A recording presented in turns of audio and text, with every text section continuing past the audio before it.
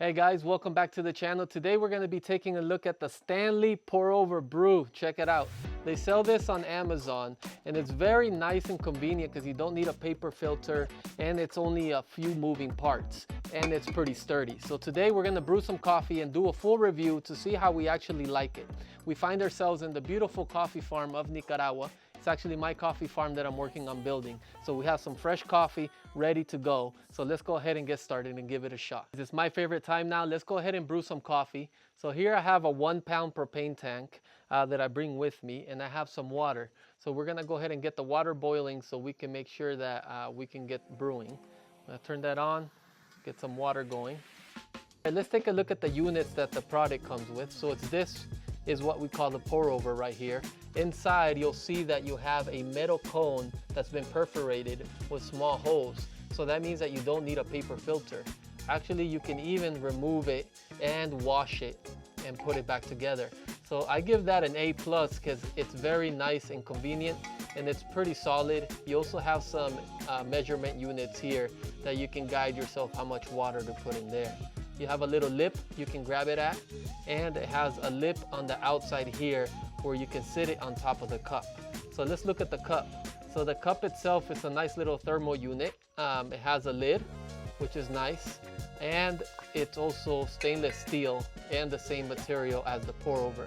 So overall, a nice decent sized cup that looks very good and convenient, and with the lid that helps out just in case you're walking around or you're driving.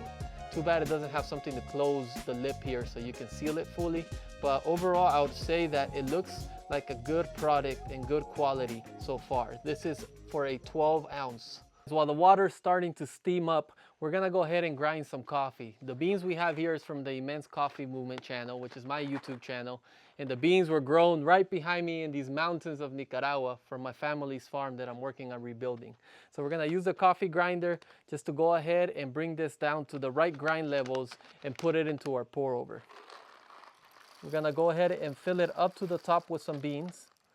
Okay. All right, now that we have the beans in here, we're gonna go ahead and grind it up and we're gonna get ready to brew because the water is almost ready. The coffee has been grounded. Let's check it out. So you unscrew it down here. Oh man, that smells delicious. I wish you could actually smell it. It smells like chocolate, cacao, fruits. Really good coffee. So let's go ahead and set up the scale and everything else so we can pour it into the system here. Now that we have the grounds in there, we have 23 grams of coffee. So we're gonna do 16 grams for every gram of coffee. So that means it's gonna get around 372 grams of water. So actually we're gonna start pouring right here and we're gonna go until we reach the right amount of water ratio here and coffee ratio. So you don't want to go too fast or too slow because you want to give enough time for the coffee to soak in the water and extract the flavors. So you want to pour some in and you want to let it soak and then re-pour your water. But as you can see, the water is actually moving very slow, a lot slower than I thought it was actually going to move. So let's take a look here at below how fast this is coming out. You see there it is right there dripping. That is the filter at work. It slowed down the brew. We're gonna go ahead and add a little bit more water. It is moving a lot slower than I expected, maybe because my grounds were too fine and it's clogging up the filter. So in the future, we can look into that to try to improve it. That's what it looks like after the brew. So you can see all the coffee grounds in there.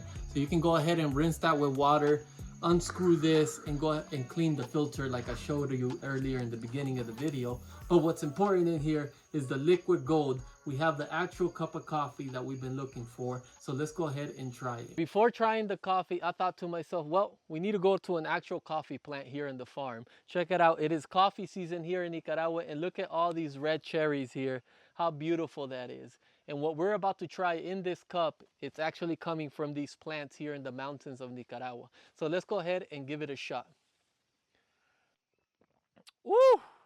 Man, that is good. Let me tell you, it is well balanced and it is delicious. I think because we had the right ratio of water and coffee, and not only that, we had the right coffee. Look at this. We started with the right plants, we roasted it correctly, and the Stanley brew method worked Well, we started the video with barely getting to know the product, and now that we brewed with it, I freaking love it. Let me tell you, for 33 bucks, I think it's a good deal because you have yourself a pour over method where you don't have to worry about bringing paper filters or breaking if you have it in your backpack. You can bring this camping, road tripping, or any other type of outdoor activity and you'll love it. So overall, super cool and super cool product to buy online. If you want to try my coffee, go ahead and click on the links below. Whatever you buy goes back into these mountains that you see here behind me to rebuild my family's coffee farm out here in Nicaragua. Cheers and hasta luego, and I'll see you in the next video, mi amigos.